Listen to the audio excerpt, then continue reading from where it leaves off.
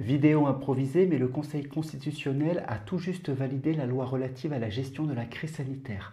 Et cette loi est mise en application dès ce lundi. Ah, excusez-moi. SAV de Macron, bonjour. Blablabla, c'est la merde, blablabla, sanitaire, blablabla, blablabla, cabinet.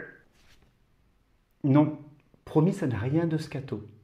Donc, si je comprends bien, ce matin, c'est la merde, car au restaurant, vous devez appliquer le pass sanitaire, vous ne savez pas comment faire, donc vous appelez le cabinet, c'est ça.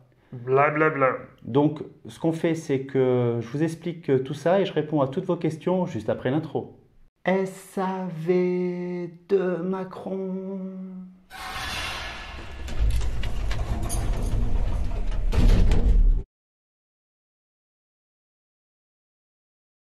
Pour rappel, le pass sanitaire a fait son apparition en juin et s'étend à de nouveaux lieux depuis le 9 août. En fait, depuis juin, le pass sanitaire est obligatoire dans les rassemblements culturels, sportifs ou professionnels de plus de 1000 personnes, avec une jauge maximum de 5000 personnes. On y retrouve par exemple les foires commerciales, les concerts, les spectacles, les casinos, les salons, les expositions, les conférences, les rencontres sportives, les festivals, les croisières, les parcs d'attractions et depuis le 9 juillet, les boîtes de nuit. Étape 2, depuis le 21 juillet, le pass sanitaire est exigé dans les lieux pouvant accueillir plus de 50 personnes, comme les salles de cinéma, de théâtre, les salles de spectacle, les musées ou les salles de sport. Et en raison de ce seuil de 50 personnes, certaines salles avaient décidé de limiter le nombre de personnes pouvant être accueillies à 49 pour permettre aux clients d'y accéder sans pass sanitaire et avec un simple masque. Étape 3, depuis le 9 août, le seuil des 50 personnes a été supprimé et le pass sanitaire est exigé dans l'ensemble des lieux que je vous ai cités, mais surtout, il s'étend dorénavant aux bars et aux restaurants, que ce soit en salle ou en terrasse. Il est exigé également dans les trains, les cars pour les longs trajets et les avions, et dans les maisons de retraite, les établissements médicaux et les hôpitaux. Petite précision concernant les hôpitaux, cette obligation ne s'appliquera pas aux urgences et ne concernera pas les malades. L'obligation concerne les personnes extérieures à l'établissement comme les visiteurs, les livreurs et toute personne extérieure qui pourrait faire une intervention dans ces lieux. Donc, dans la logique, si vous êtes électricien et que vous intervenez à l'hôpital, un pass sanitaire vous sera demandé.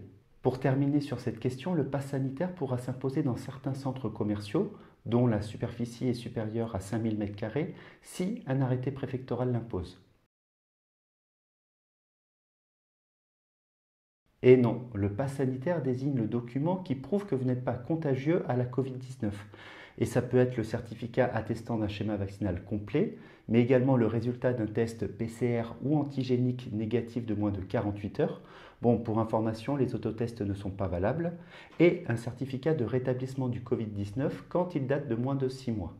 Pour les vaccinés, votre pass sanitaire est valable une semaine après votre deuxième injection pour les vaccins Pfizer, AstraZeneca et Moderna, une semaine après votre unique injection si vous avez déjà été contaminé à la Covid-19 et 4 semaines après l'unique injection du vaccin Johnson Johnson. Si vous avez eu toutes vos injections mais que vous n'avez pas atteint ce délai, vous devez présenter un test PCR ou antigénique négatif en attendant la fin du délai. Pour le certificat de rétablissement, on pourrait croire qu'il s'agit d'un document remis par votre médecin. Mais en réalité, pour prouver que vous avez été malade de la Covid-19, vous devez montrer un résultat positif d'un ancien test PCR ou antigénique. Ce dernier doit avoir plus de 11 jours, qui est considéré comme le temps de la guérison, et daté de moins de 6 mois. Pour les mineurs de plus de 12 ans, le gouvernement a reporté au 30 août l'obligation de présenter un pass sanitaire pour accéder aux lieux à risque. Donc les adolescents n'ont pas à subir un test PCR ou antigénique durant leurs vacances estivales.